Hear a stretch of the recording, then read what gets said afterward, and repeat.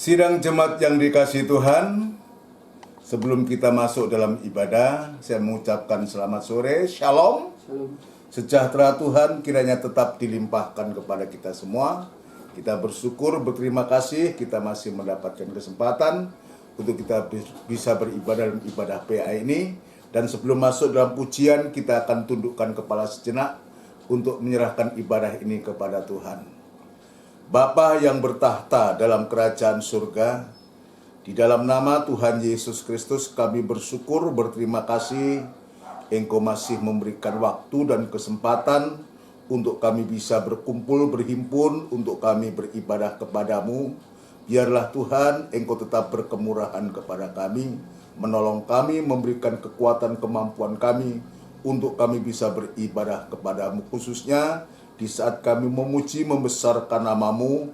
Biarlah Tuhan roh puji-pujian itu sungguh-sungguh Tuhan kami terima, sehingga kami boleh bersukacita, bersukaria di saat kami memuji membesarkan namamu. Berkatilah ibadah ini dari awal sampai pada selesainya. Namun demikian Tuhan, di saat kami beribadah, kuasa kegelapan tidak tinggal diam untuk mengganggu kami.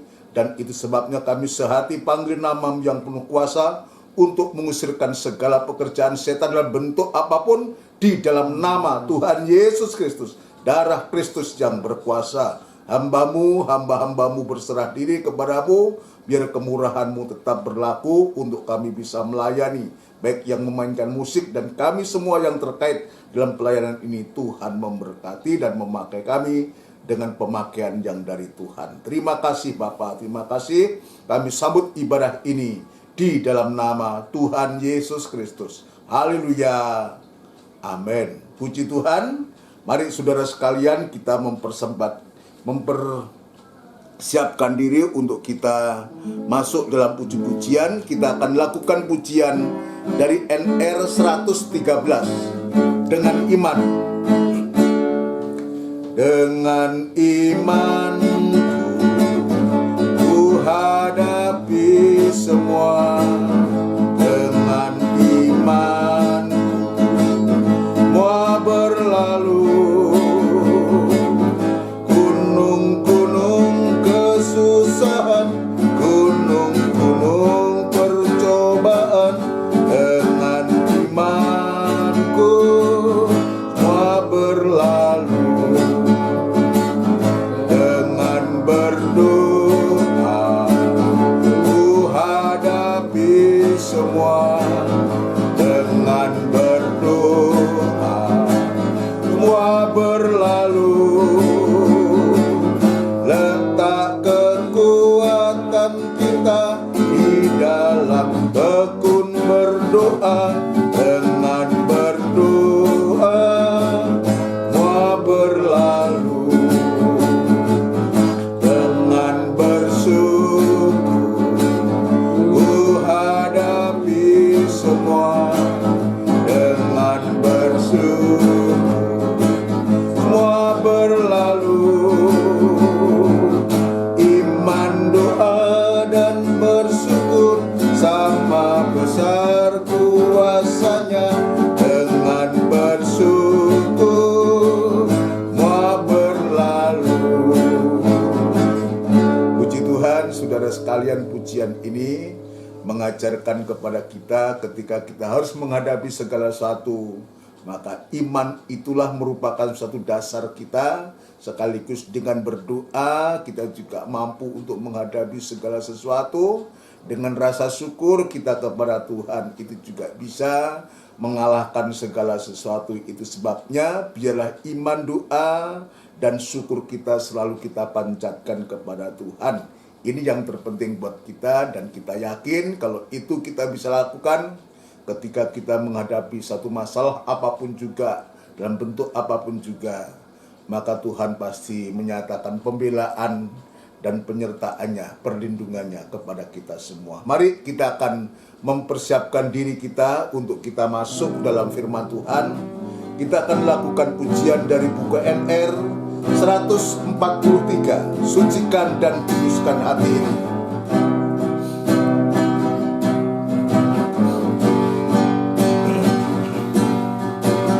Sucikan dan kuduskan hati ini untuk layak menghadap hadirat-Mu.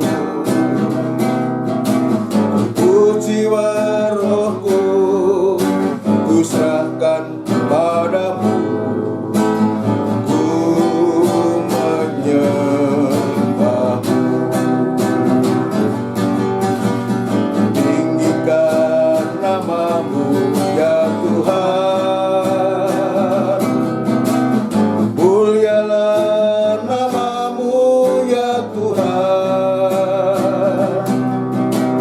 Tiada lain seperti Engkau ya Allahku, besar kuasa-Mu.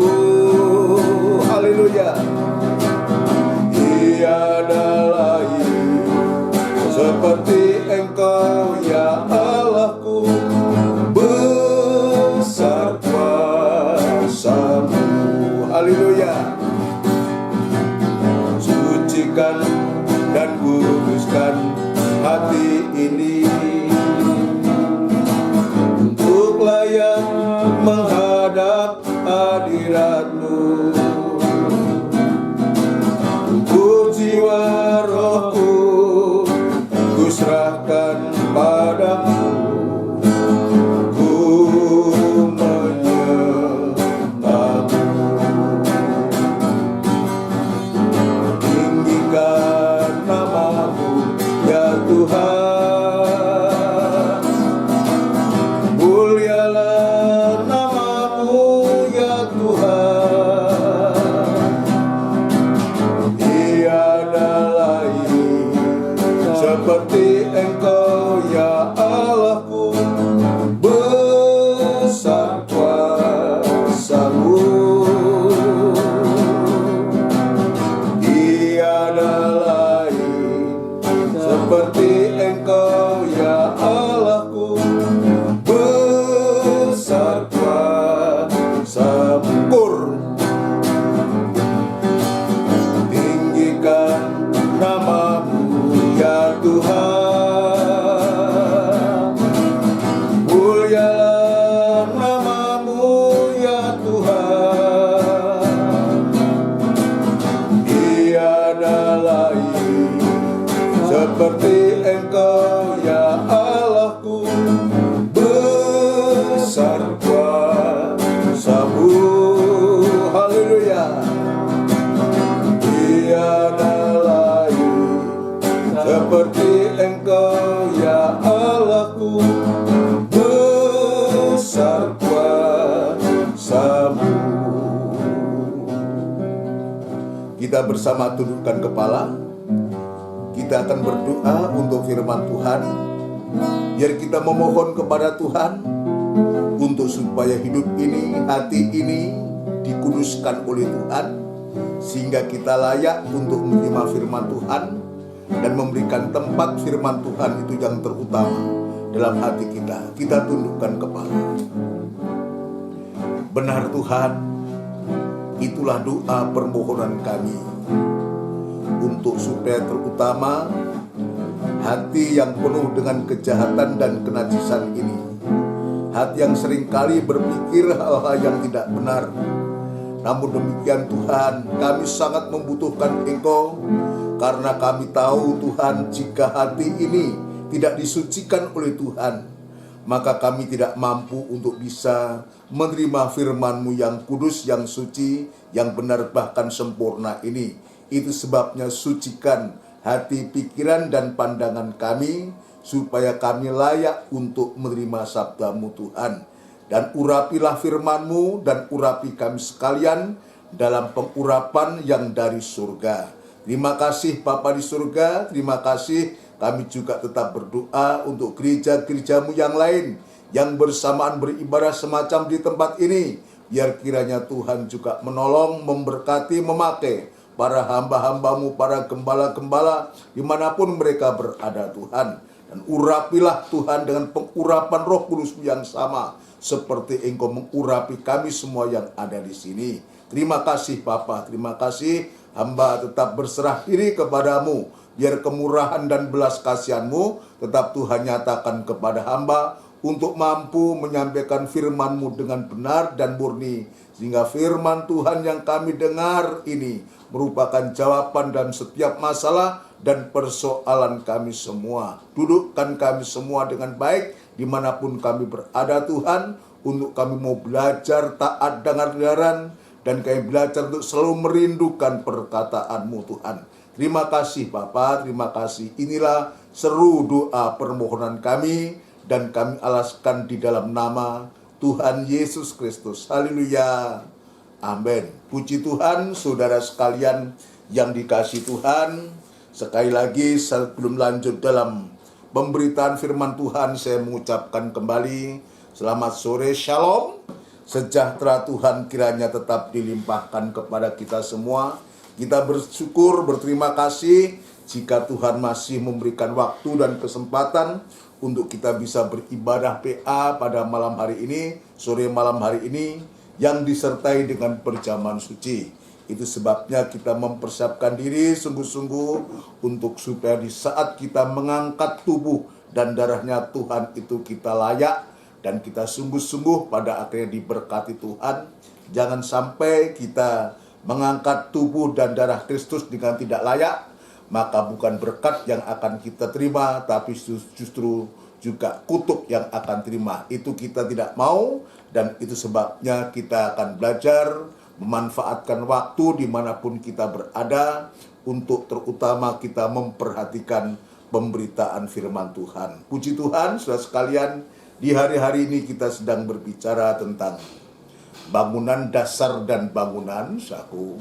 Ya, dasar dan bangunan ini penting dan ini tidak bisa dipisahkan, dan itu sebabnya kalau Tuhan Yesus sudah menempatkan diri sebagai dasar utama itu, aku meletakkan dasar, itulah Yesus Kristus, maka dari pihak kita Rasul Paulus mengatakan, ya entahkah orang membangun di atas dasar ini dengan emas, perak, atau dibaca Mas dalam kita kembali, kita baca pokok pembahasan kita dari 1 Korintus pasal yang ke-3 ayat yang ke-12 saja.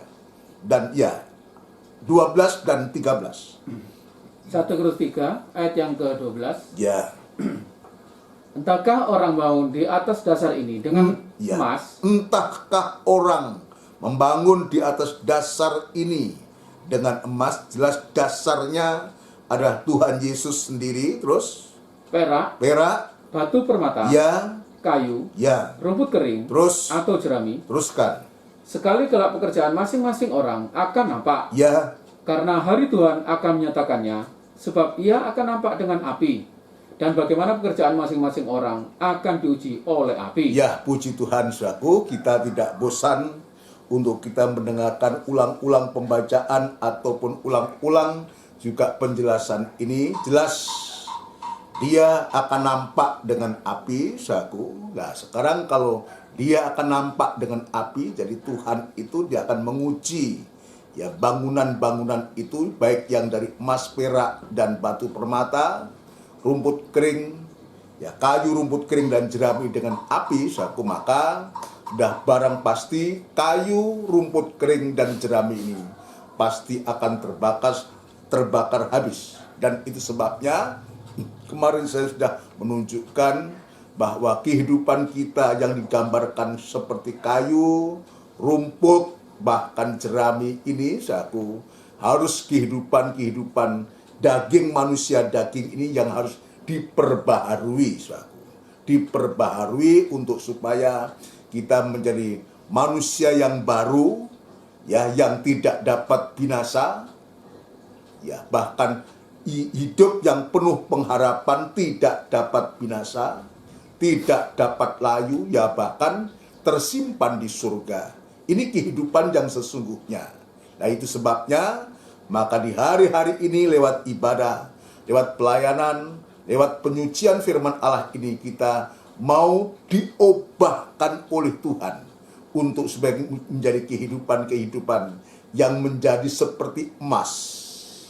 Bukan lagi kayu, ya, bukan lagi rumput kering atau jerami, tapi menjadi kehidupan yang sudah disalut Jadi emas itu bicara tentang sifat ilahinya Allah, keilahian Allah. Perak itu bicara tentang penebusan dari anak Allah.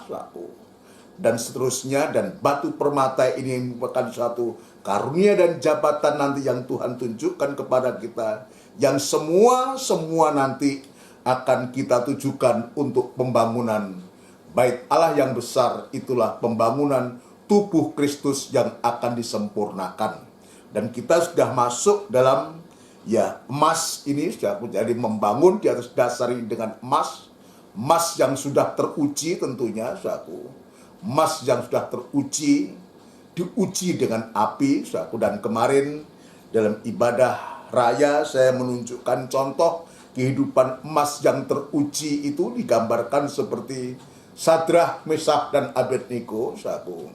Oleh karena dia tidak mau menyembah patung yang dibuat oleh Nebukadnezar, maka konsekuennya dia harus dilemparkan ke perapian yang sangat panas, 7 kali panas dari api yang biasa dinyalakan itu, Tetapi bagaimana kehidupan itu setelah mengalami hal yang semacam itu?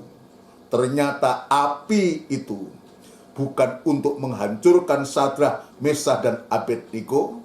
Justru sebaliknya, api itu menunjukkan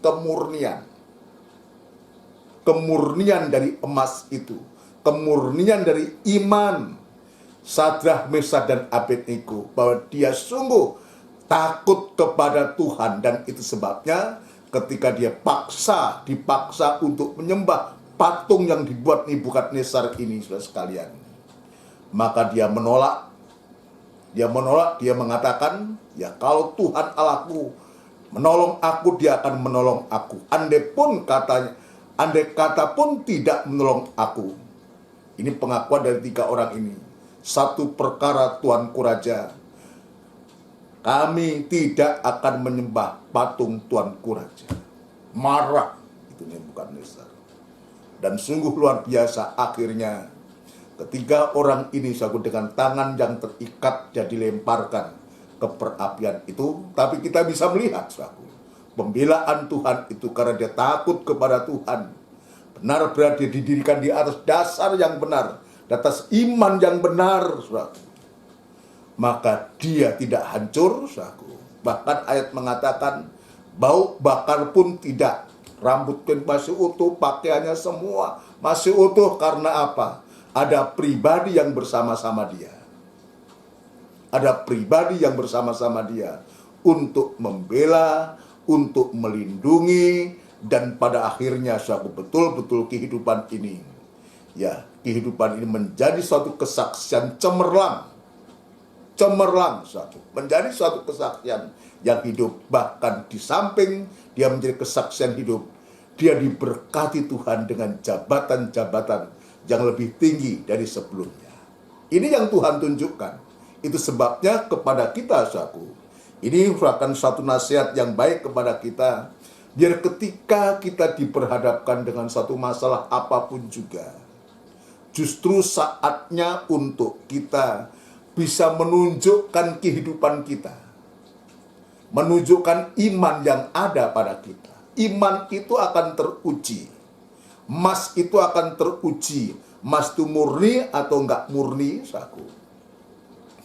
setelah dia harus mengalami proses yang namanya pembakaran.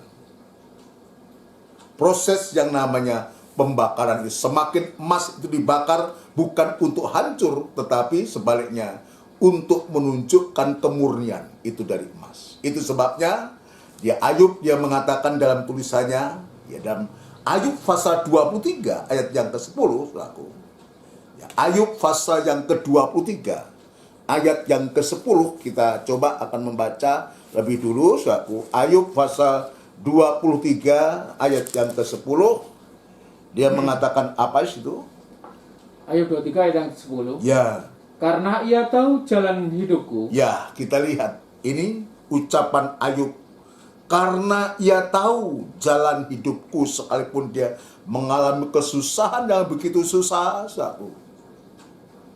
Ya, tetapi dia tetap bisa mengatakan, karena ia tahu jalan hidupku. Ini kadangkala harus kita akui, saudaraku. Kita ketika kita diperhadapkan dengan kecemasan, dengan ketakutan, dengan kekhawatiran, dengan masalah itu, kita seringkali mencari jalan sendiri. Kita akan berusaha menyelesaikan itu masalah ini. Seolah-olah kita mampu dan kuat, saudara. Padahal kita tidak berdaya, kita tidak mampu, saudara. Tidak mampu. Tetapi Ayub ini, ucapan Ayub ini juga biar menjadi pelajaran buat kita.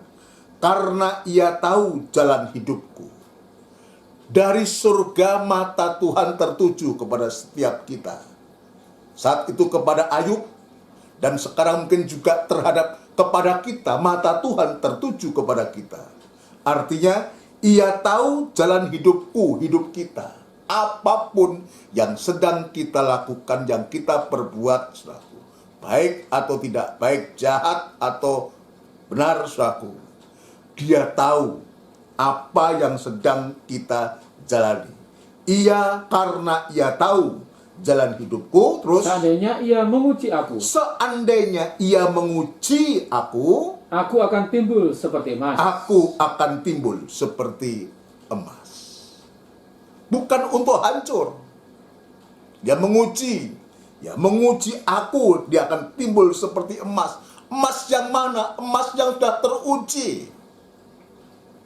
Ini pengakuan Ayub, dan itu sebabnya sidang jemaat Laodikia pun ketika dia ditegur oleh Tuhan dengan keras, jemaat Laodikia ini, ketika dia mengatakan, aku punya sesuatu, aku kaya, dan telah memperkayakan diri, aku tidak kekurangan apa-apa. Dia berpikir bahwa kekayaan itu hanya berupa yang namanya itu harta benda.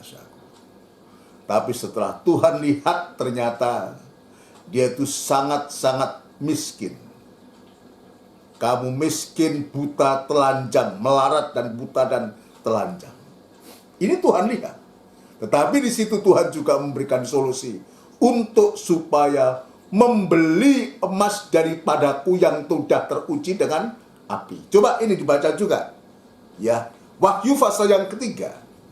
Wahyu pasal yang ketiga. Kitab Wahyu pasal yang ketiga. Kita akan membaca, saudara sekalian.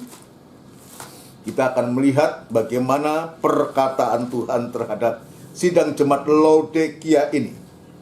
Kita membaca ayat yang ke-17. Kita lihat. Laodikia ayat yang ke-17. Ya. Karena engkau berkata. Jadi ini betul-betul jemaat Laodikia ini betul-betul menyombongkan diri. Karena engkau berkata, aku kaya. Ya, aku kaya. Dan aku telah memperkayakan diriku. Terus? Dan aku tidak kekurangan apa-apa. Coba, kalau dia sudah mengatakan begitu, maka Tuhan pun dia tidak perlu. Dia kaya, telah memperkayakan diri, dan tidak kekurangan apa-apa. Coba ada jemaat yang semacam ini, saudaraku. Ini gembala dan jemaatnya mengatakan demikian, saudaraku. Tapi Tuhan itu tahu. Terus? Dan karena engkau tidak tahu. Ya, ini dan karena engkau tidak tahu bahwa engkau melarat. Lah, Tuhan menunjukkan yang dia mengatakan aku kaya dan aku telah memperkayakan diriku dan aku tidak kekurangan apa-apa, saudaraku. Dia tidak butuh apa-apa, Tuhan pun dia tidak butuh, tidak rasa butuh kepada Tuhan. Sebab semua sudah cemepak, sudah ada semua. Seringkali kita juga begitu. Ketika kita tidak ada, mencari Tuhan. Ketika kita miskin, kita minta didoakan supaya diberkati. Dan semua-semua. Ketika kita dalam kesusahan, kita minta Tuhan. Tapi setelah kita diberkati Tuhan, setelah ditolong Tuhan, dia lupa kepada yang memberi berkat. Bahkan dia mengatakan, aku kaya, aku telah memperkayakan diriku, dan aku tidak kekurangan apa. Jadi akunya manusianya yang ditonjolkan. Bukan Tuhan, dia lupa. Dia lupa. Andai kata Tuhan tidak membuka jalan, dia tidak akan mengalami pembukaan jalan. dia lupa kepada Tuhan. Tapi Tuhan langsung mengatakan, dan karena engkau tidak tahu. Nah, ini Tuhan menunjukkan ini bukan untuk menjerumuskan, bukan untuk menghancurkan, bukan untuk menjelekkan dia. Ingin menunjukkan apa yang diucapkan Tuhan ini merupakan wujud kasih sayangnya Tuhan untuk bisa supaya jemaat Laodikia ini bisa tertolong. Dan karena engkau tidak tahu, terus bahwa engkau melarat lah, yang dia katanya kaya, tapi setelah Tuhan lihat bahwa engkau melarat dan malang, miskin, buta, dan telanjang. Ya, jadi ini tidak ada orang yang miskin seperti miskinnya Laodikia ini. Banyak orang miskin kok. Banyak orang miskin di dunia ini. Secara harta memang dia juga miskin, nggak punya apa-apa. Tapi tidak sampai dia buta. Tidak sampai dia telanjang. Kita lihat di jalan-jalan, semiskin-miskinnya orang. Kalau kita pergi kemana melihat yang kita katakan orang miskin. Tapi yang kita lihat dia tetap memakai pakaian. Tidak sampai telanjang. Dia tidak sampai buta. Saudara sekalian. Tetapi jemaat Laodikia ini menurut pemandangan Tuhan bahwa karena engkau tidak tahu bahwa engkau melarat dan malang, miskin, buta, dan telanjang. Tuhan langsung menunjukkan kekurangan dari jemaat Laodikia ini bukan untuk menghancurkan, bukan untuk mempermalukan, saudara sekalian. Tapi justru Tuhan menunjukkan ini untuk supaya jemaat ini menjadi sadar kembali bahwa sesungguhnya yang dia sombongkan itu, yang dia banggakan itu, saudaraku, ternyata bukan sesuatu. Tapi Tuhan juga ketika dia menunjukkan kekurangannya, bahwa disebutkan dia melarat, malang, miskin, buta, dan telanjang, selekasnya Tuhan juga memberikan solusi, memberikan jalan keluar untuk supaya jemaat ini tidak tinggal tetap dalam kesalahannya, tidak tinggal dalam kesombongannya, ya, tidak tinggal dalam keangkuhannya. Dan ketika Tuhan menunjukkan semacam ini, maka Tuhan juga mengatakan ayat 18, maka aku menasihatkan engkau. Jadi kata nasihat ini ya bisa didengar, bisa tidak. Tetapi alangkah bijaknya, karena itu Tuhan yang berbicara, kita mau ikuti nasihat ini. Apa toh kekayaan yang sesungguhnya itu? Ya, saya akan menunjukkan satu aja yang harus dibeli. Mestinya ada 3, atau nanti dibaca aja semua, ya, supaya kita tahu, Ustaz. Ya. Terus ayat 18 diulangi. Maka aku menasihatkan engkau supaya engkau membeli daripadaku emas, terus yang telah dimurnikan dalam api. Nah, jadi Tuhan itu menunjukkan harta yang sesungguhnya yang harus dibeli itu, kekayaan yang sesungguhnya itu apa? Maka Tuhan mengatakan supaya engkau membeli daripadaku emas yang telah dimurnikan dalam api. Atau ini saja, nanti sudah bisa membaca. Ada 3 hal, itu di situ juga pakaian putih, juga minyak, untuk supaya tidak menjadi buta, supaya tidak telanjang. Tapi saya membahas tentang emas, membeli daripadaku emas yang telah dimurnikan dalam api. Ini apa? Emas yang telah dimurnikan dalam api itu apa buat kita? Itulah iman. Iman yang sejati, iman yang teruji. Itu sebabnya kemarin saya menunjukkan bagaimana Tuhan itu menguji emas. Dalam hal ini adalah Mesakh, Sadrak, dan Abednego. Dan emas yang teruji dengan api inilah harta. Saudaraku, iman yang murni inilah iman yang teruji, inilah harta yang sesungguhnya. Bukan harta yang nampak dalam kasat mata ini, nanti akan habis. Nanti akan habis, saudaraku. Kalau kita berpaut, kita hanya gandoli apa yang kita bisa lihat dengan kasat mata ini, kita sewaktu-waktu kita akan lenyap dengan harta benda yang ada di dunia ini. Tapi sebaliknya, saudara sekalian, kalau kita bisa mempunyai iman yang teruji, iman yang sudah disertai dengan perbuatan.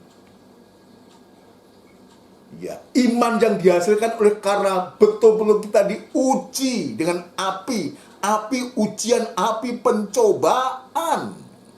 Saudara sekalian, ya, untuk supaya kita bisa, oh iya, ternyata bukan itu tujuan utama. Tapi iman yang teruji ini yang penting, inilah harta yang sampai sewaktu-waktu iman yang teruji tersimpan, digambarkan buli-buli emas yang berisi mana. Ini dalam tabut perjanjian, dalam tabernakel itu, saudaraku, ya, dalam tabut itu tersimpan 3 harta. 3 harta ini adalah permanensi, pemuncakan dari 3 macam ibadah yang Tuhan sediakan kepada kita. Saya akan menunjukkan, saudaraku, ya, sedikit menyebutkan. Dalam ruangan suci, saudaraku, dalam ruangan suci itu ada 3 macam alat yang namanya, 1, meja roti sajian. Yang kedua, kandil emas atau pelita emas. Yang ketiga adalah mezbah dupa emas. 3 macam alat ini menunjuk kepada 3 macam ibadah yang kita tekuni di hari-hari ini. Kalau 3 macam ibadah kita tekuni, saudaraku, maka ibadah ini akan memuncak. Salah satunya yang sedang kita bahas ini adalah meja roti sajian. Itulah bicara tentang ibadah pendalaman Alkitab dan disertai dengan perjamuan suci. Itulah meja roti sajian. Kalau kita tekun ini, saudaraku, kita tekuni dalam PA ini, saudaraku, maka sewaktu-waktu akan menjadi yang akan memuncak, akan menjadi permanen, maka akan tersimpan dalam tabut perjanjian, akan menjadi meja roti sajian. Inilah yang disebutkan iman yang permanen, iman yang teruji, iman yang sudah disertai dengan perbuatan iman. Maka alat perkakas yang kedua itulah pelita emas. Itulah ibadah raya. Yang kemarin kita hari Minggu Raya itu ibadah raya. Itulah ibadah raya yang disertakan dengan kesaksian-kesaksian terang. Ada kesaksian firman Allah. Ini juga akan memuncak kalau kita tekuni, saudara sekalian. Akan menjadi permanen, maka akan menjadi yang tersimpan di tabut perjanjian ini dengan, yaitu tongkat Harun yang bertunas, berbunga, dan berbuahkan buah badang. Itulah pengharapan kita. Kesucian kita, pengharapan kita kepada Tuhan akan memuncak. Yang pada akhirnya kita masuk dalam mezbah dupa emas. Ini puncak dari ibadah. Apa itu ibadah doa dan penyembahan atau mezbah dupa emas? Ibadah doa dan penyembahan. Apa artinya doa, ibadah, dan penyembahan ini? Proses perobekan daging. Daging dirobek. Keinginan kita dirobek, kita bawa kepada Tuhan. kita serahkan kepada Tuhan. Sehingga bukan kehendak kita, tapi kehendak Tuhan itu yang menjadi nyata dalam kita. Dan sewaktu-waktu kalau ini kita tekuni, maka akan menjadi dua loh batu. Dua loh batu tersimpan dalam tabut perjanjian ini, yaitu ada iman, harap, dan kasih. Ini yang menjadi isi tabut perjanjian. Apa tabut perjanjian itu? Tabut perjanjian ini bicara tentang anak-anak Tuhan, gereja sempurna, tubuh Kristus, mempelai perempuan Tuhan yang mengandung. Ya, isi dari gereja sempurna itu iman, harap, dan kasih. Ini harta, ini kekayaan. Itu sebabnya di hari-hari ini, saudara sekalian, biar kita tekuni ibadah-ibadah ini. Tuhan sedang mempersiapkan kehidupan kita untuk supaya sewaktu-waktu ketika dunia ini lenyap dengan segala isinya, harta dunia itu lenyap, maka kita masih ada harta yang kekal. Mungkin kita memiliki harta dunia banyak, ya itu akan lenyap dan sedang lenyap. Tapi Tuhan sudah mempersiapkan harta yang kekal. Itulah iman, harap, dan kasih. Itu yang kita bawa, saudaraku.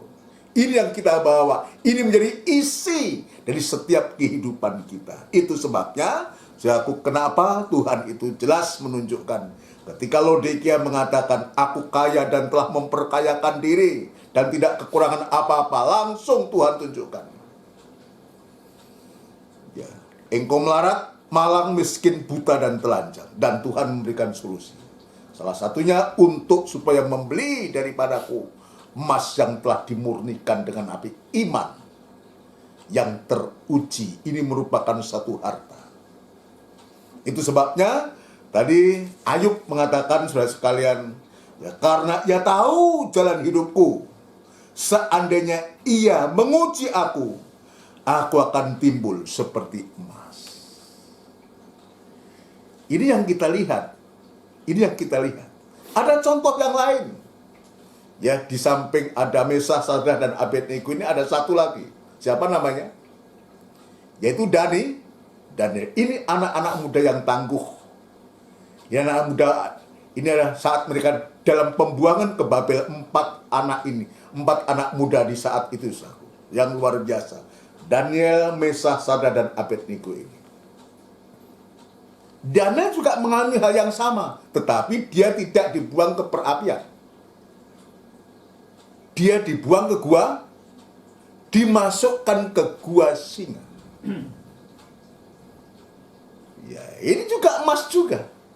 Kehidupan yang takut kepada Tuhan, bahkan ayat mengatakan dia saking takutnya kepada Tuhan dan sehari dia membuka tingkapnya, dia berdoa mengarah ke Yerusalem.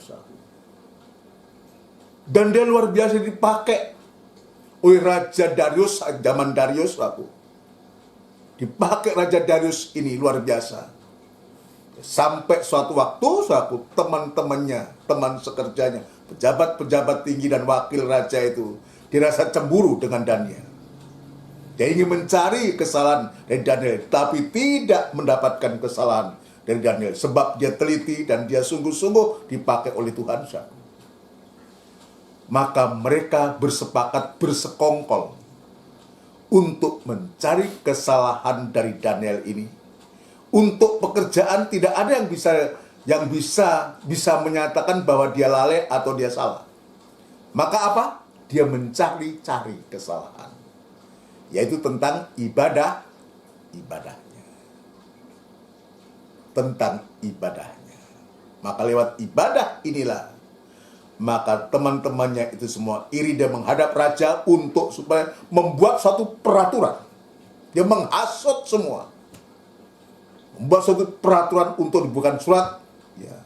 Tidak boleh ada orang menyembah kepada siapapun juga, kepada dewa atau kepada manusia, siapapun juga, kecuali kepada Tuanku Raja. saat itu. Dan di saat itu dia memata-matai, dan anehnya orang sedang sembahyang diintip. Keterlaluan. Ya mungkin akan terjadi hal-hal ini nanti di sekarang dan masa depan, mungkin akan terjadi semacam itu, ingin melihat. Dan betul, saudaraku, saat Daniel sembahyang, saudaraku, ya ini teman-temannya mengintip dia dan dilaporkan. Laporkan kepada raja. Raja menjadi sedih karena itu. Karena apa? Karena raja ini sangat sayang kepada Daniel ini, saudaraku. Sebab Daniel juga ini yang bisa menjelaskan mimpi dari Nebukadnezar saat itu. Dia luar biasa, saudaraku. Dengan hati berat, saudaraku. Dan pada akhirnya raja memerintahkan, saudaraku. Dan betul dia dimasukkan gua singa. Tapi emas itu tetaplah emas. Semakin dibakar, emas itu akan semakin nampak kemurniannya. Dan Tuhan punya cara untuk menolong Daniel. Dia mengatupkan mulut-mulut singa ini jadi koncoan. Luar biasa ini. Luar biasa. Atau coba kita baca sekilas. Daniel, kitab Daniel. Daniel pasal yang ke-6. Kita tidak usah membaca semua. Kita akan loncat aja. Ayat yang ke-6 lebih dulu. Daniel 12 ayat yang ke-6. Ya, Daniel 6 ayat 6. Daniel 6 ayat yang ke-6. Daniel 6 ayat yang ke-6. Ya. Kemudian bergegas-gegaslah. Daniel pasal 6 ayat yang ke-6. Maka berkatalah orang-orang itu. Maka berkatalah orang-orang itu. Jadi ini nanti saya bisa baca di atasnya, saudaraku. Orang bersekongkol, saudaraku. Berkatalah orang-orang itu. Terus. Kita tidak akan mendapat suatu alasan. Ya. Dakwaan terhadap Daniel ini. Ya. Kecuali dalam hal ibadahnya kepada Allahnya. Ya. Ini sudah terjadi pada Daniel. Tidak didapati kesalahan soal pekerjaan. Lalu sekarang apa yang diotek-otek, saudaraku? Yang dikorek-korek tentang ibadah. Ini juga akan terjadi, saudaraku, di zaman akhir ini. Sewaktu-waktu kita akan mengalami pengalaman ini. Ibadah kita mau diotak-atik, diusik, saudaraku, untuk dicari kesalahannya untuk ibadah itu. Ya, coba ayat yang ke-11 loncat aja. 11. Ayat yang ke-11. Ya. Demi didengar Daniel. Ya. Bahwa surat perintah itu telah dibuat. Ya. Pergilah ia ke rumahnya. Terus. Dalam kamar atasnya. Ya. Ada tingkap-tingkap yang terbuka ke arah Yerusalem. Terus. 3 kali sehari ia berlutut. 3 kali sehari ia berlutut. Berdoa serta memuji Allahnya. Terus. Seperti yang biasa dilakukannya. Jadi ini berdoa sehari 3 hari ini sudah menjadi rutinitas. Bukan rutinitas maksudnya ya asal, tidak. Memang dia sungguh-sungguh membuktikan. Bahwa Daniel sungguh-sungguh dia selalu berdoa kepada Allahnya, kepada Tuhannya, menghadap arah Yerusalem 3 kali sehari. Ia berlutut dan berdoa. Terus ayat 12, Lalu orang-orang itu bergegas-gegas masuk dan mendapati Daniel sedang berdoa dan memohon kepada Allahnya. Sedang orang berdoa pun diintip, dicari kesalahannya, saudara sekalian. Dan setelah dia membuktikan bahwa Daniel takut kepada Tuhan, ayat yang ke-15. Ayat yang ke-15. Ya.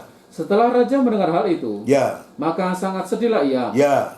Dan ia mencari jalan untuk melepaskan Daniel. Ini kita lihat, sayangnya Raja Darius saat itu, saudaraku. Ketika karena dia dipaksakan untuk membuat surat, saudaraku. Ya, siapa yang tidak menyembah kepada tuanku raja, maka ia akan dilemparkan ke dalam gua singa.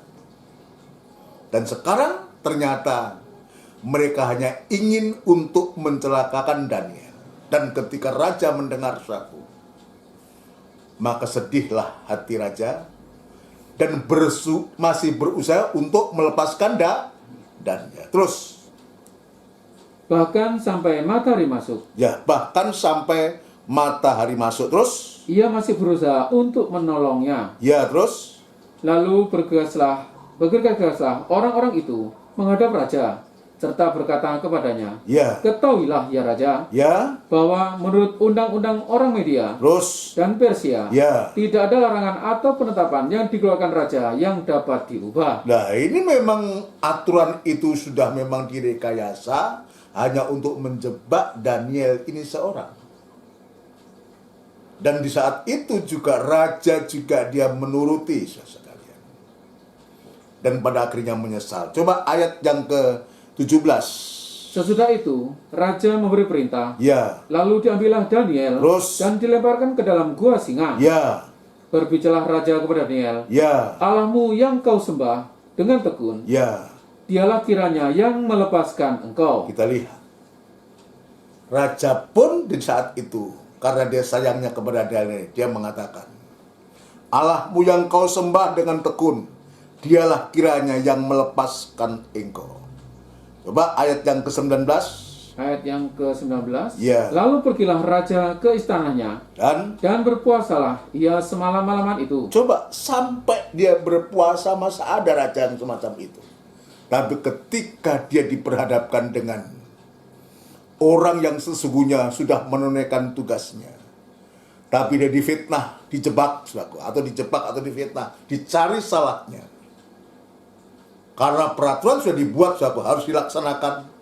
Tapi kita lihat, dia berusaha untuk melepaskan Daniel. Bahkan dia berpuasalah ia semalam-malaman itu. Ya, terus? Ia tidak menyuruh datang penghibur-penghibur, dan ia tidak dapat tidur. Ya, dan seterusnya. Coba sekarang kita akan lihat ayat yang ke atau lebih ayat 20. Ayat yang ke-20. Pagi-pagi sekali, ketika fajar menyingsing, Ya, bangunlah raja dan pergi dengan buru-buru ke gua singa. terus? Dan ketika ia sampai dekat gua itu, Ya. berserulah ia kepada Daniel Terus? dengan suara yang sayu. Ya, Berkatalah ia kepada Daniel, "Daniel, Daniel, hamba Allah yang hidup, hamba Allah yang hidup. Allahmu yang kau sembah Ya. dengan tekun, telah sanggupkah ia melepaskan engkau dari singa-singa itu?" Terus? Lalu kata Daniel kepada raja, Ya. "Ya raja, Ya, raja, kekalah hidupmu. kekalah hidupmu. Aku telah mengutus malaikatnya, Allahku telah mengutus malaikat." Allahku telah mengutus malaikatnya Ya. untuk mengatupkan mulut singa-singa itu, Ya. sehingga mereka tidak mengapa-apa aku, Ya, terus? karena ternyata aku telah bersalah di hadapannya. Aku tetap jadi ulangi, karena ternyata aku tak bersalah di hadapannya. Diulangi. Karena ternyata aku tak bersalah di hadapannya, Ya, tetapi tetapi- juga terhadap Tuanku. Ya raja, aku tidak melakukan kejahatan. Dan seterusnya. Ini kita bisa melihat betapa Tuhan itu, dia membela kehidupan-kehidupan yang tekun untuk beribadah, tekun untuk berdoa.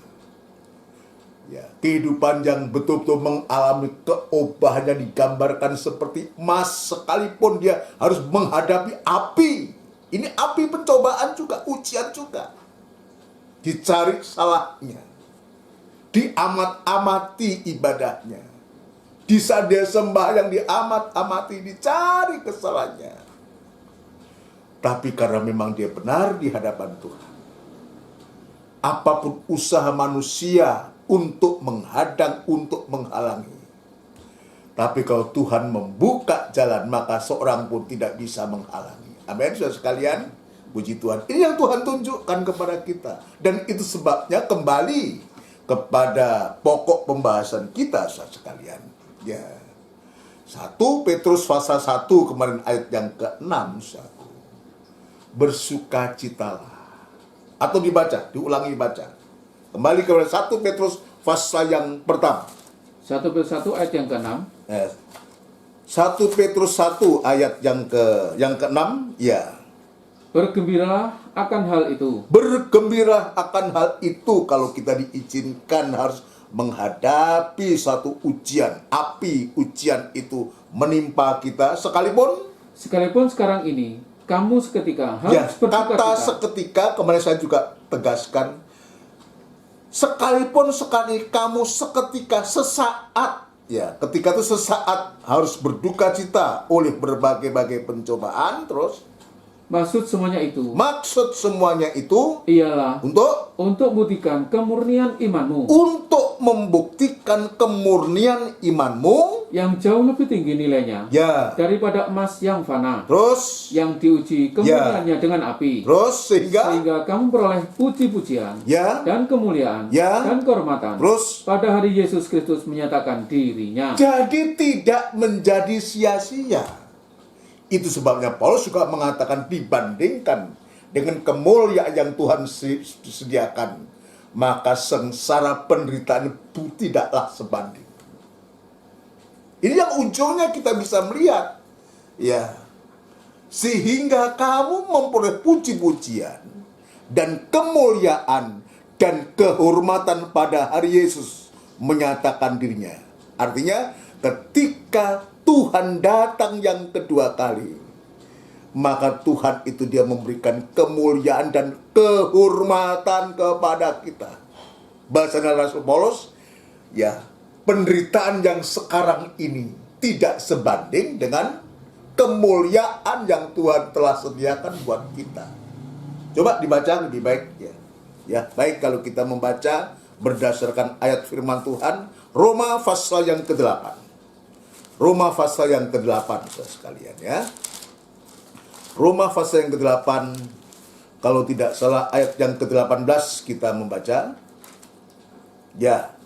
Roma 8 ayat yang ke-18, Ya. pengharapan anak-anak Allah. Jadi ini Rasul Paulus yang mengatakan ini. Terus, Sebab aku yakin bahwa penderitaan zaman sekarang ini bahwa penderitaan zaman sekarang ini tidak dapat dibandingkan Ya. dengan kemuliaan yang akan dinyatakan kepada kita. Nah, kita lihat. Ini satu kekuatan penghiburan buat kita.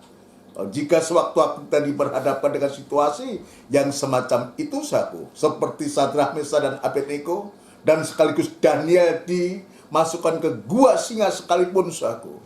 Tapi kita bisa melihat, saku, kehidupan yang betul diperbaharui, kehidupan yang takut kepada Tuhan.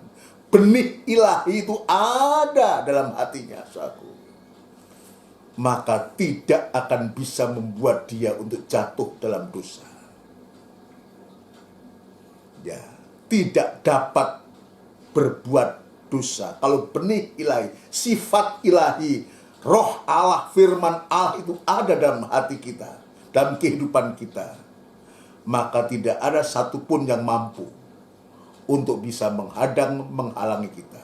Maka Tuhan punya cara yang ajaib, saudaraku, untuk menolong kita sekalipun sesaat kita harus menghadapi pencobaan itu. Tapi ayat ini mengatakan, sebab aku yakin bahwa penderitaan zaman sekarang ini tidak dapat dibandingkan dengan kemuliaan yang akan dinyatakan kepada kita. 1 Petrus pasal 1 tadi jelas, pasal 1 ayat yang keberapa tadi? Ayat yang ke-7 tadi jelas. Maksud semuanya ini ialah untuk membuktikan kemurnian imanmu yang jauh lebih tinggi nilainya daripada emas yang fana yang diuji. Ya. Yang diuji kemurniannya dengan api sehingga kamu memperoleh puji-pujian dan kemuliaan dan kehormatan pada Yesus Kristus menyatakan dirinya. Ini hebat, luar biasa yang Tuhan nyatakan ini kepada kita. Itu sebabnya di hari-hari ini biar kita sungguh-sungguh belajar, tidak menjadi sia-sia. Saya juga belajar ini, masih banyak yang seringkali ketika kita dalam kesulitan, dalam kesusahan, dalam penderitaan itu masih timbul perasaan-perasaan yang tidak nyaman, saudaraku. Tidak nyaman. Tapi firman Allah pada sore malam hari ini memberikan kekuatan, keteguhan hati kepada kita. Yang terpenting kita menunjukkan kehidupan. Ya, kehidupan yang takut kepada Tuhan. Kita membuktikan bahwa benih ilahi itu ada. Yang digambarkan sebagai emas ini, saudaraku. Emas yang dibakar itu iman yang teruji itu. Maka pada akhirnya sungguh-sungguh apa yang seperti dikatakan oleh firman Tuhan ini kita yakini sewaktu-waktu menjadi suatu kenyataan bahwa penderitaan zaman sekarang ini tidak dapat dibandingkan dengan kemuliaan yang akan dinyatakan kepada kita secara fisik. Secara fisik, Mesah, Sadrah, dan Abednego, juga Daniel ini begitu, ya, Tuhan begitu membela kehidupan 4 pemuda ini zamannya itu, saudara. Dan Tuhan juga memberkati dia, dan Tuhan juga mengangkat tinggi-tinggi. Juga secara fisik dia juga mengalami kemuliaan Tuhan, karena Tuhan yang memberikan pembelaan, dan itu tidak mustahil buat kita kalau kita belajar benar di hadapan Tuhan. Mulai dari pikiran, angan-angan kita sampai perbuatan kita, kita akan dibela oleh Tuhan. Kalau kita mulai coba-coba untuk tidak benar, dalam segala hal tidak benar, bagaimana Tuhan mau bela kita? Itu sebabnya kita diajar lewat ayat untuk belajar membayar harga sesaat. Hanya sesaat. Sesaat itu dibandingkan dengan kemuliaan yang kekal untuk selama-lamanya, sesungguhnya tidak sebanding. Tidak sebanding. Nah, sekarang saya akan menunjukkan hasilnya. Hasil dari proses pembakaran itu membuat kehidupan kita itu kayak apa? Ya, hasilnya sekarang. Ya, saya pribadi, kita masing-masing diproses begitu rupa, tapi secara rohani kepada kita, jika Tuhan izinkan kita mengalami hal itu, proses pembakaran itu, penderitaan melalui penderitaan itu, mulai lewat sengsara-sengsara Tuhan izinkan kepada kita. Seperti apa yang dikatakan oleh Ayub tadi, ya saya katakan, iya, karena ia tahu jalan hidupku. Ya, seandainya ia menguji aku akan timbul seperti emas. Timbul seperti emas. Sekarang kita lihat hasilnya. Hasil dari apa yang Tuhan izinkan kita harus alami ini. Bagi kita, justru ujian-ujian itu terjadi. Tuhan izinkan kita harus mengalami ujian-ujian itu.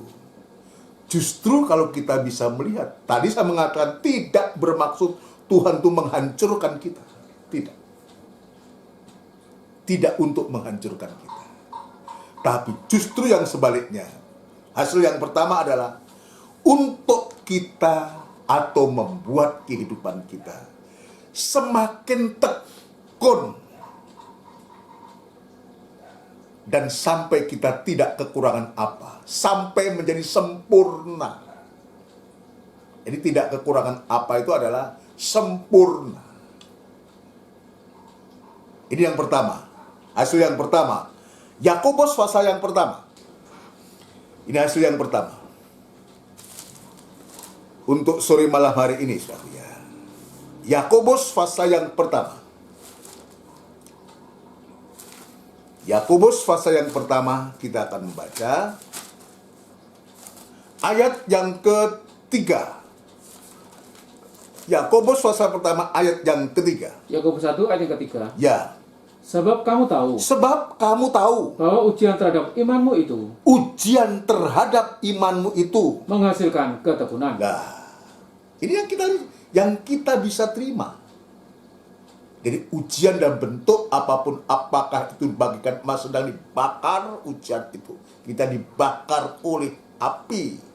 Ujian itu dengan pencobaan, dengan masalah-masalah yang timbul silih berganti itu justru akan membuat kita semakin tekun seperti Daniel.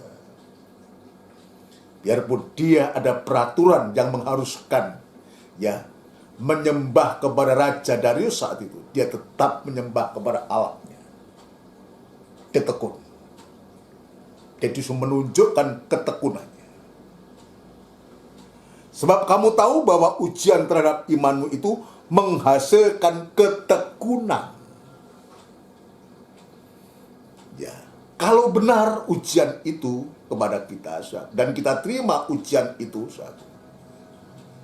bukan untuk membuat kita jauh, tapi justru ujian itu untuk membuat kita tekun. Tekun itu apa artinya? Sama dengan setia. Ya, tekun itu terus menerus kita melakukan itu. Ya. Ayat yang keempat. Dan biarkanlah ketekunan itu memperoleh buah yang matang. Dan ketekunan itu memperoleh buah yang matang. Kalau tekun itu kita tekuni lagi, akan menghasilkan buah yang matang supaya kamu menjadi sempurna. Supaya kamu menjadi sempurna dan utuh. Dan tidak kekurangan satu apapun. Nah, menjadi sempurna dan tidak tercerai-berai, utuh itu. Dan tak kekurangan suatu apapun juga.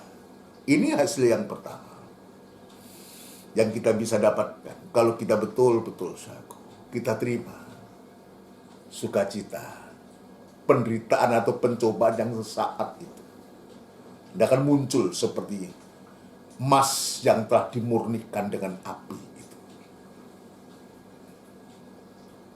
Ya, membawa kita kepada suatu ketekunan. Yang kedua, hasil yang kedua, itu tekun. Yang kedua adalah menghasilkan kasih karunia. Kalau penderitaan itu oleh karena kita berbuat kebenaran, bukan karena pola kita, bukan karena perbuatan kita,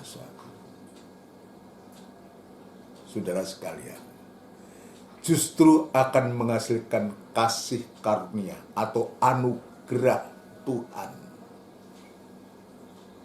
Kepercayaan. Sebab ada ayat mengatakan, kamu dipanggil bukan hanya untuk percaya, tapi juga untuk menderita. Jadi menderita itu bersama Kristus itu sebetulnya itu merupakan satu kepercayaan Tuhan.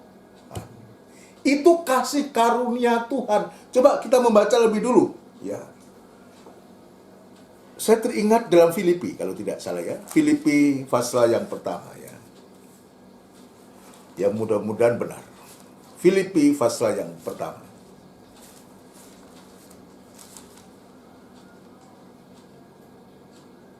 Ayat yang ke-29. Filipi 1 ayat ke-29. Ya.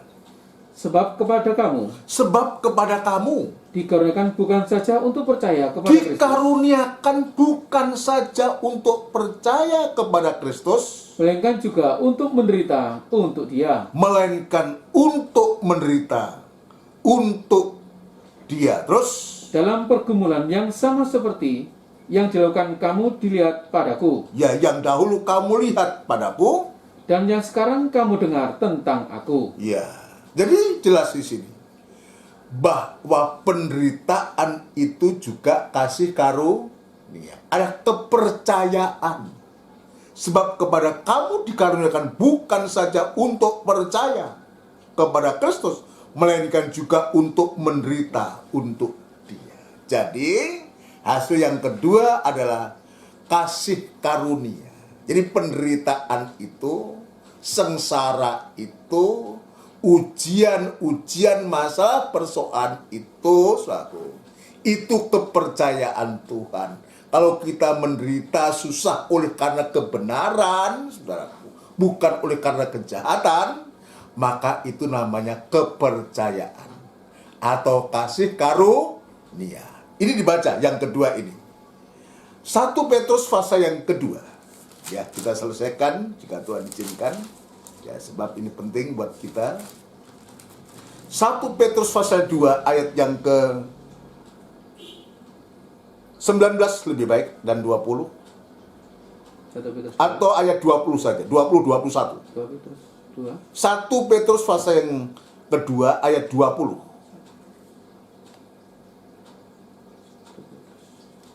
2. Ayat 20. Iya. 1 Petrus 2 ayat yang ke-20. Sebab dapatkah disebut pujian Sebab dapatkah disebut pujian? jika kamu menderita pukulan karena kamu berbuat dosa? Nah, ini sebaliknya. Dapatkah disebut pujian kalau kamu menderita itu karena berbuat jahat? Tidak bisa. Kalau kita berbuat jahat dan kita mendapatkan pukulan, ya itu memang sudah sewajarnya. Saudara sekalian, ya, sebab dapatkah disebut pujian jika kamu menderita pukulan karena kamu berbuat dosa? Terus Tetapi jika kamu berbuat baik perhatikan ini, sebaliknya. Tetapi jika kamu berbuat baik dan karena itu kamu harus menderita, dan karena itu kamu harus menderita, maka itu adalah kasih karunia pada Allah. maka itu adalah kasih karunia pada Allah, atau kamu sedang dipercaya untuk itu.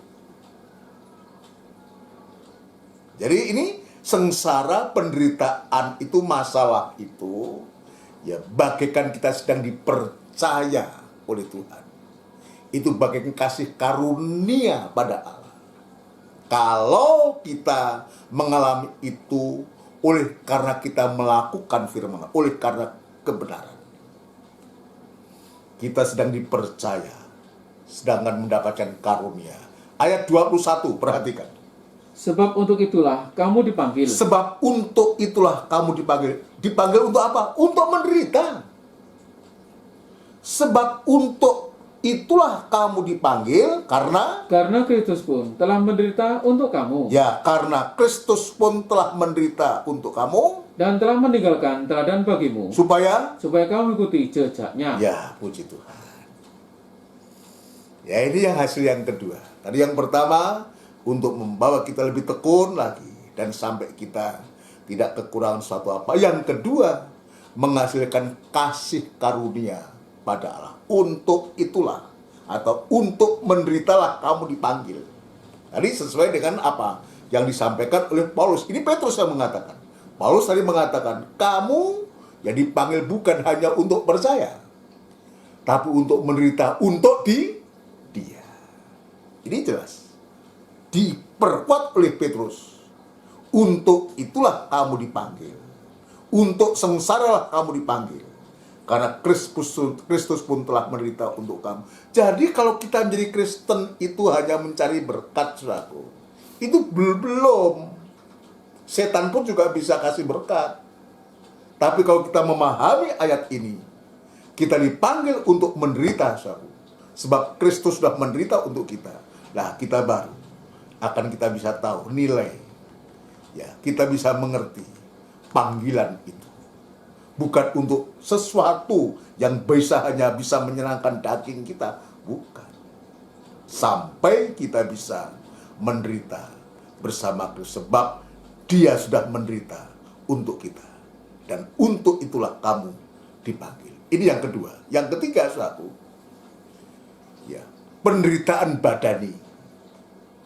Penderitaan daging. Masalah atau persoalan yang sedang terjadi, yang sedang kita hadapi, Tuhan izinkan kita alami. Karena kita dipercaya tadi, satu. Yang kedua tadi, satu. Maka yang ketiga ini juga. Penderitaan secara badani itu kesempatan untuk kita berhenti dari perbuatan dosa. Kesempatan untuk kita berhenti berbuat dosa. Jadi Tuhan izinkan kita menderita itu untuk kita tidak melakukan perkara-perkara yang berdosa, yang jahat. Tadi disebutkan justru penderitaan untuk membawa kita kepada ketekunan. Kita menjadi orang dipercaya untuk itu. Dan sekarang yang ketiga, membawa kehidupan kita untuk supaya kita berhenti berbuat dosa atau bertobat, berhenti dari perbuatan dosa. Jadi hasilnya, kalau itu karena kebenaran. Coba dibaca yang ketiga ini. 1 Petrus pasal yang keempat. 1 Petrus pasal yang keempat ayat yang pertama. 1 Petrus 4 ayat yang pertama. Ya, Jadi karena Kristus telah menderita penderitaan badani. perhatikan. Di Kamu pun, Petrus ini dia menunjukkan ini. Jadi karena Kristus telah menderita penderitaan badani, kamu pun harus juga mempersenjatai dirimu. kamu pun harus mempersiapkan diri. Ya, dirimu Dengan pikiran yang demikian. dengan pikiran yang demikian. Jadi cocok dengan 1 Petrus pasal yang kedua tadi ada satu. Untuk itulah kamu dipanggil. Ya, kenapa? Karena Kristus telah menderita untuk kamu. Dan di sini diulangi pasal yang keempat. Kamu pun harus juga mempersenjatai dirimu dengan pikiran yang demikian Karena barang siapa telah menderita penderitaan badani. karena barang siapa telah menderita penderitaan badani, Ia telah berhenti berbuat dosa. kesempatan untuk kita justru berhenti berbuat dosa, bukan malah dadi. Ya, bukan malah dadi, tapi kesempatan ini untuk berhenti berbuat dosa. Kita tidak mengulangi dosa. Sebab dosa juga akan berdampak, akan membawa kepada kita lebih penderitaan lagi. Penderitaan tapi tanpa pengharapan. Sengsara karena dosa itu adalah tidak ada pengharapan. Tapi kalau sengsara karena kita melakukan kebenaran, berarti kita dipercaya, berarti itu kasih karunia. Dan yang ketiga ini, maka kesempatan untuk kita berhenti berbuat dosa. Supaya apa? Ayat yang kedua. Ayat yang kedua. Ya, Supaya waktu yang sisa jangan kamu pergunakan menurut keinginan manusia. nah, tujuan dari berhenti berbuat dosa itu adalah untuk supaya waktu yang sisa. Ya, jangan kamu pergunakan menurut keinginan manusia, Tetapi menurut kehendak Allah. tetapi menurut kehendak Allah. Ini tujuannya. Menderita sebab badan ini berhenti dari berbuat dosa untuk kita bisa melakukan kehendak Allah. Kalau saya simpulkan, saya ringkas, untuk supaya kita bisa melakukan kehendak Allah. Bagaimana kita bisa melakukan kehendak Allah kalau kita tidak berhenti berbuat dosa? Saudara, sekali prosesnya itu yang mengalami suatu penderitaan badan. Tapi itulah cara untuk kita bisa melakukan kehendak Allah. Disebutkan ayat yang ketiga. Sebab telah cukup banyak waktu kamu pergunakan untuk melakukan kehendak-kehendak orang-orang yang tidak mengenal Allah. ini kita sudah melakukan. Kita harus akui. Ya, sebab telah cukup banyak waktu kamu pergunakan untuk melakukan kehendak orang-orang tidak mengenal Allah. Sekarang, dengan penderitaan badani kita berhenti berbuat dosa. Kita melakukan kehendak Allah, bukan kehendak orang-orang. Ya. Melakukan kehendak orang-orang tidak mengenal Allah. Tapi sebaliknya kita berhenti berbuat dosa untuk melakukan kehendak Allah. Terus? Kamu telah hidup dalam rupa-rupa hawa nafsu. Terus? Keinginan, kemabukan, pesta pora, perjamuan minum, dan penyembah berhala yang terlarang. Dan seterusnya. Sudah bisa membaca. Jadi tujuan daripada berhenti berbuat dosa itu untuk supaya kita bisa melakukan kehendak Tuhan. Sebab tidak mungkin ketika kita melakukan perbuatan dosa, kita tidak mau berubah, kita tetap mempertahankan hidup lama itu, untuk kita bisa melakukan kehendak Allah. Biar ini menjadi koreksi untukku, menjadi koreksi untuk kita semua. Berhenti berbuat dosa tujuannya untuk supaya kita bisa menggunakan waktu yang sisa ini tidak untuk dipergunakan menuruti keinginan manusia, tetapi menuruti kehendaknya Tuhan, untuk kita bisa melakukan firman Tuhan. Puji Tuhan. Ini kita bersyukur kalau Tuhan itu lewat firman Allah ini mengingatkan kita, menegur kita, mengkoreksi kita, menunjukkan kesalahan kita. Seperti Tuhan menunjukkan kesalahannya Laodikia untuk kita. Untuk supaya kita berubah. Sebab Tuhan selalu menunjukkan kekurangan, tapi Dia juga menunjukkan solusi untuk kita. Ini yang ketiga, ya, berhenti berbuat dosa untuk supaya kita melakukan kehendak Allah. Yang terakhir, yang keempat, untuk kita bisa menyerahkan diri sepenuh kepada Tuhan. Jadi penderitaan itu juga dampaknya luar biasa untuk kita. Ketika tidak mampu, kita tidak berdaya, kita sudah terjepit, nggak bisa berbuat apa-apa. Maka di saat itulah seringkali kita langsung ingat, Tuhan, inilah hidupku, aku milikmu. Apa yang Tuhan buat untuk aku itu yang terbaik. Untuk kita bisa menyerahkan hidup ini sepenuh kepada Tuhan. Ayat yang ke-19. 1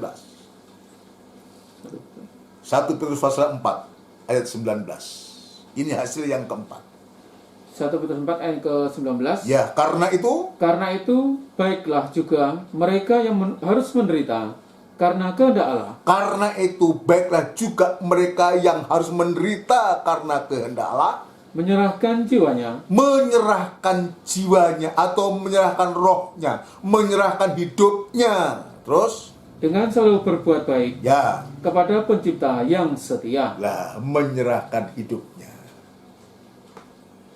Saudara sekalian, menyerahkan rohnya, menyerahkan jiwanya, dengan selalu berbuat baik kepada Pencipta yang setia. Artinya untuk kita berserah kepada Sang Pencipta, kepada Allah di dalam Yesus Kristus.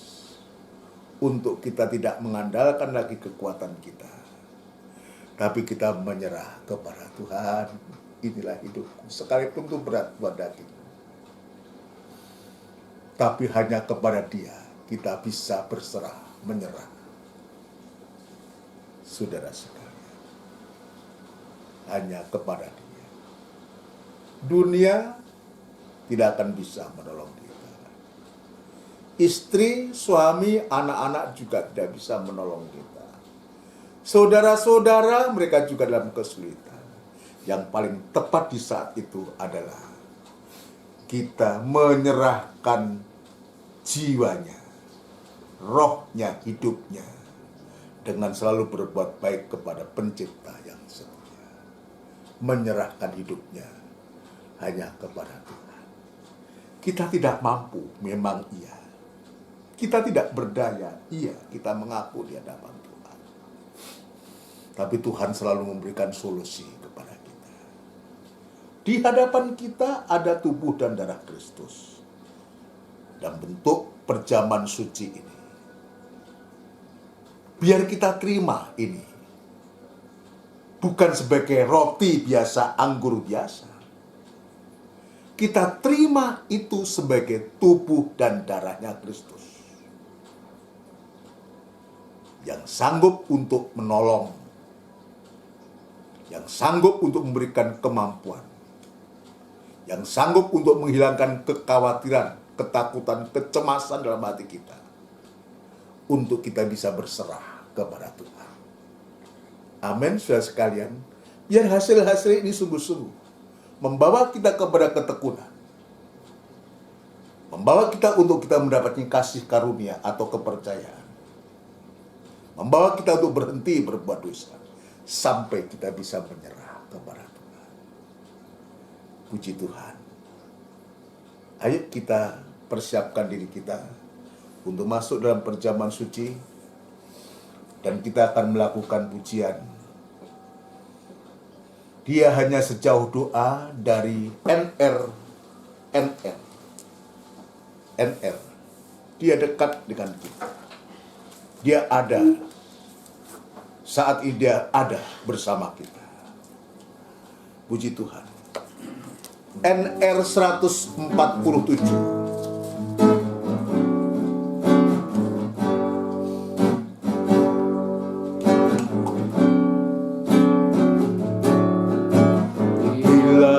Sengsara menimpa ke atasmu, bila kelam kabut tak menentu hidupmu, ingat ada seorang penolong bagimu, Dia tak pernah jauh darimu.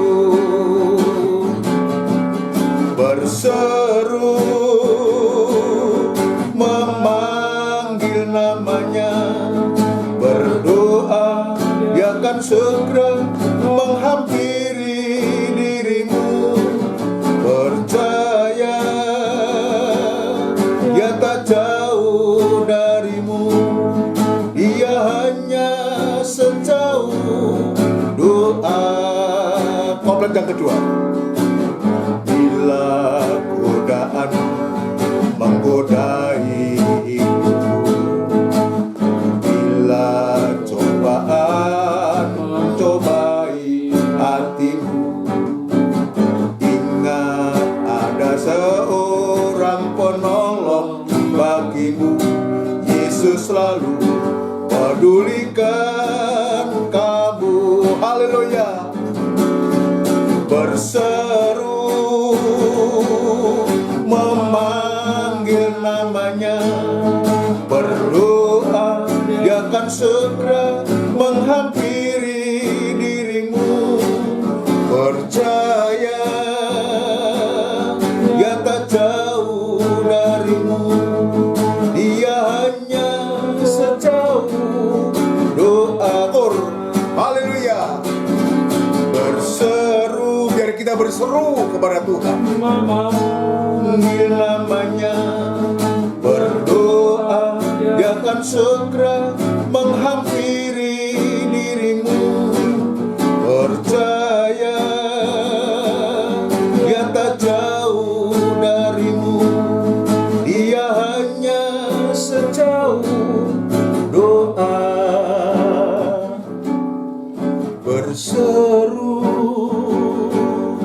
memanggil namanya, berdoa, Dia akan segera menghampiri dirimu. Percaya, Dia tak jauh darimu, Dia hanya sejauh doa. Kita tundukkan kepala. Dia tidak jauh dari kita, Dia ada. Firman Tuhan mengatakan ada di mulut kita, ada dalam hati kita. Dia tahu apa yang sedang kita hadapi, persoalan masalah apa.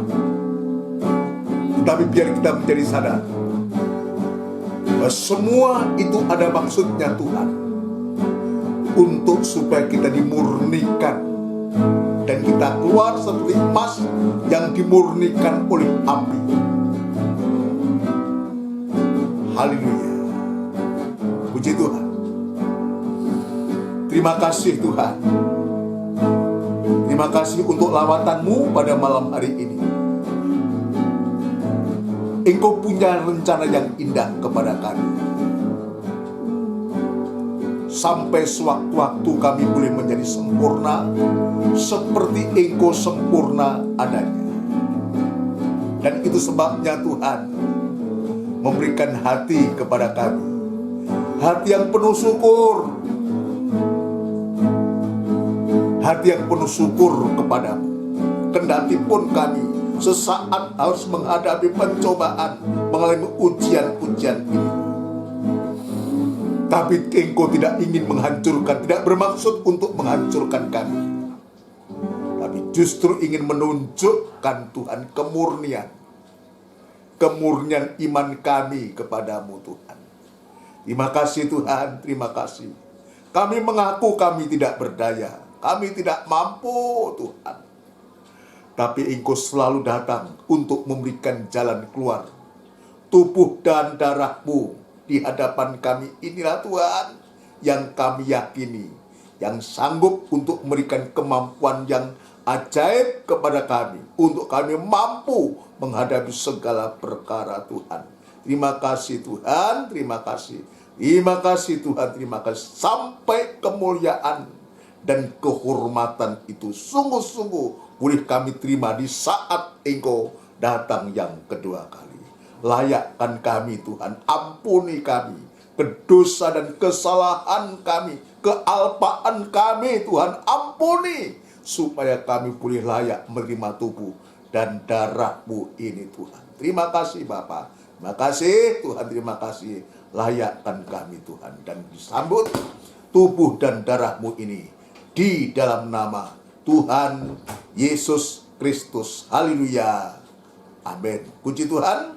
Kita akan pujikan ini lagi. Bila sengsara, nanti perjamuan suci akan dijalankan. Bila sengsara,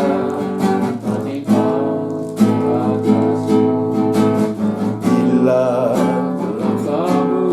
tak menentu hidupku, ingat ada seorang penolong bagimu. Dia tak pernah jauh darimu. Berseru memanggil namanya, berdoa dia akan segera mengakhiri dirimu.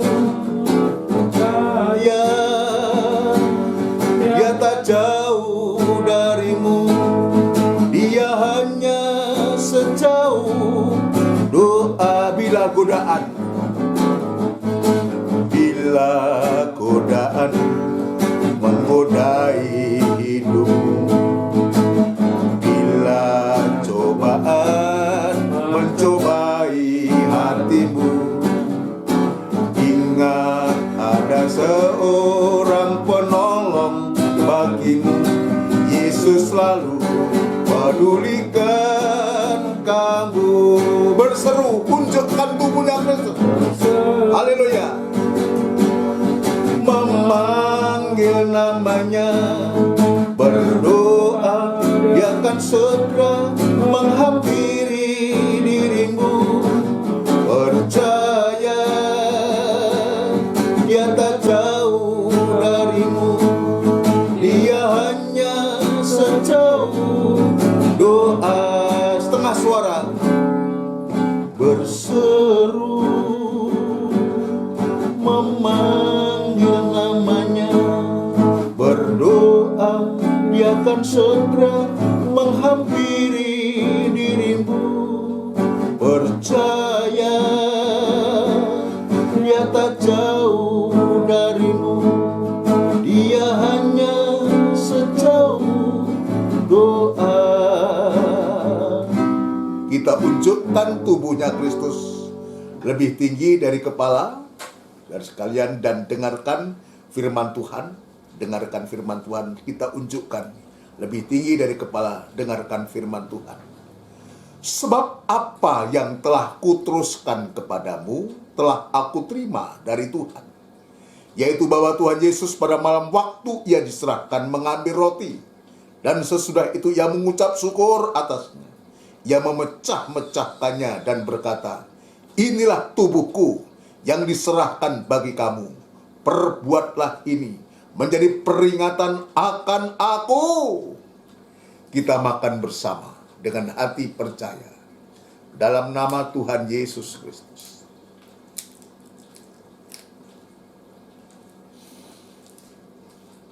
Haleluya. Terima kasih Tuhan buat lawatanmu pada malam hari ini. Tubuhku benar-benar makanan Tuhan. Dan sekarang unjukkan darahnya Kristus lebih tinggi dari kepala. Dengarkan firman Tuhan. Demikian juga ia mengambil cawan sesudah makan lalu berkata, cawan ini adalah perjanjian baru yang dimeteraikan oleh darahku. Perbuatlah ini setiap kali kamu meminumnya, menjadi peringatan akan aku. Kita minum bersama dengan hati percaya dalam nama Tuhan Yesus Kristus. Haleluya. Unjukkan kedua tangan kita, berikan penyembahan kepada Tuhan. Nanti Mas Didit Eko akan berdoa syukur kepada kita semua. Sebab setiap kali kamu makan roti ini dan minum cawan ini, kamu memberitakan kematian Tuhan sampai ia datang kembali. Oh, terima kasih. Terima kasih Tuhan. Terima kasih. Terima kasih. Terima kasih. Terima kasih.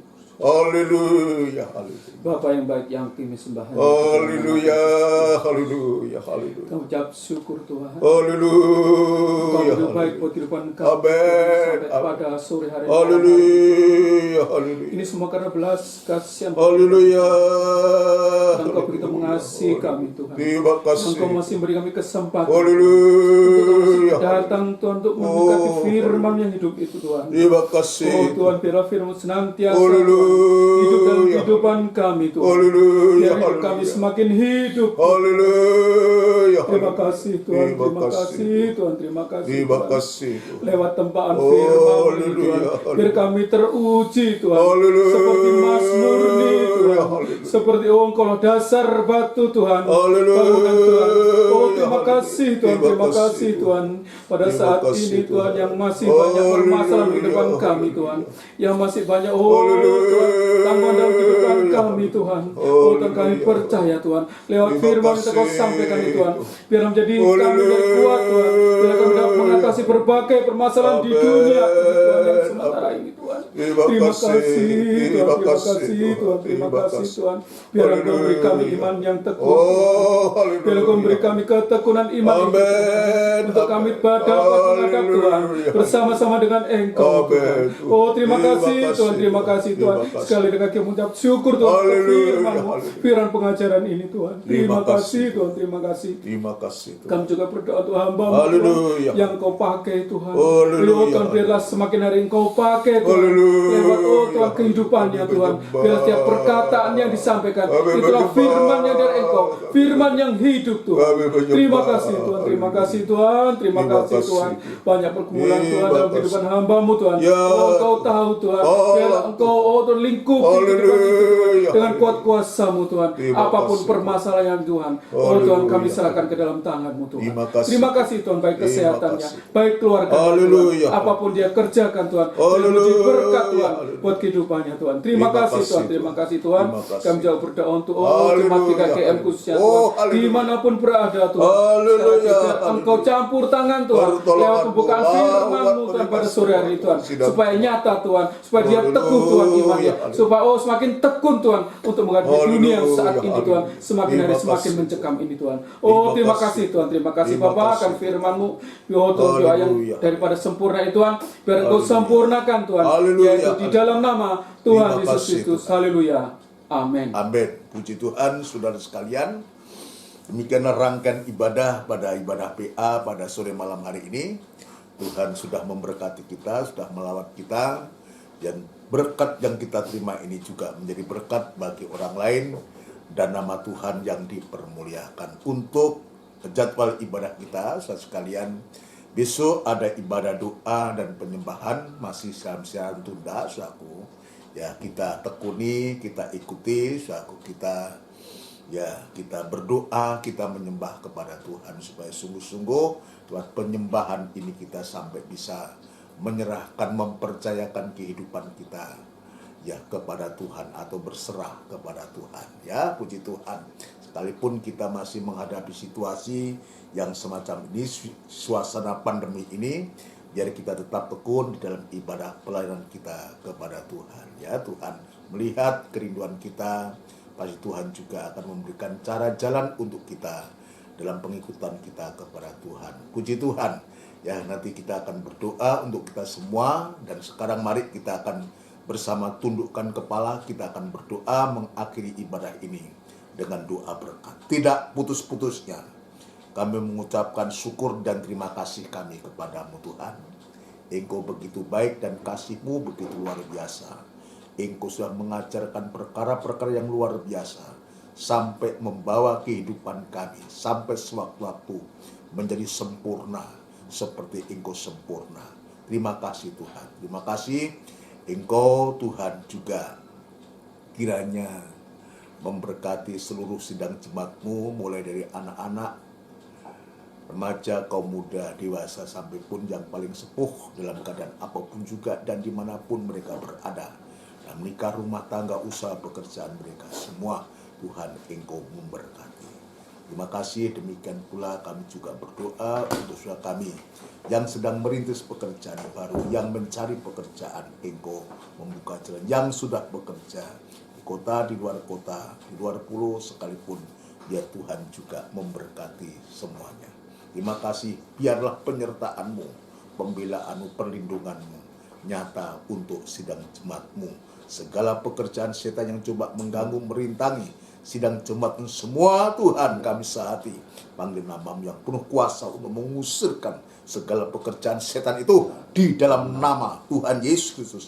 Darah Kristus yang berkuasa. Ibadah-ibadah kami tetap kami serahkan kepadamu, biar Tuhan membuka jalan, Tuhan membuka pintu, Tuhan untuk supaya kami bisa mendapatkan firman-Mu.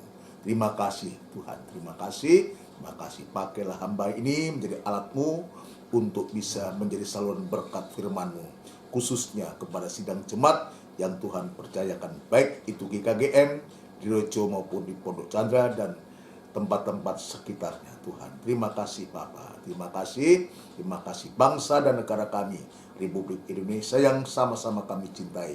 Ya Tuhan, Engkau juga memberkati, memakai para pemimpin kami mulai dari Bapak Presiden, Wakil Presiden, jajaran Menteri Kerja yang ada, juga pejabat tinggi negara di pusat sampai pun di daerah, biar Tuhan senantiasa memberkati, memberikan hikmat akal budi untuk mampu membawa bangsa ini Tuhan untuk ke depan lebih baik lagi. Dan kami yakin dan percaya bahwa penyertaan-Mu, berkat-Mu pasti melimpah dan juga memberikan kesempatan Tuhan untuk umat-Mu bisa leluasa beribadah kepadamu Tuhan. Dan sekali waktu mereka juli percaya Engkaulah satu-satunya Tuhan dan juru selamatnya. Terima kasih Tuhan.